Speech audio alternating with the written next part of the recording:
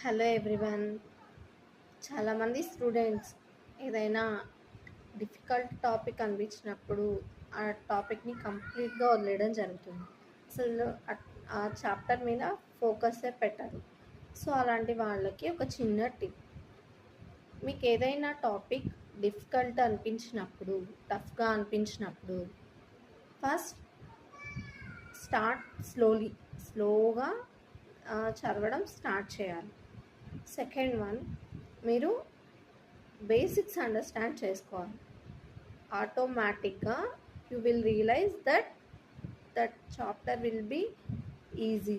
Okay, so ఎప్పుడూ కూడా ఏ టాపిక్ని కూడా వదిలేయడానికి ట్రై చేయొద్దు. దాని మీద మోర్ ఫోకస్ పెట్టండి.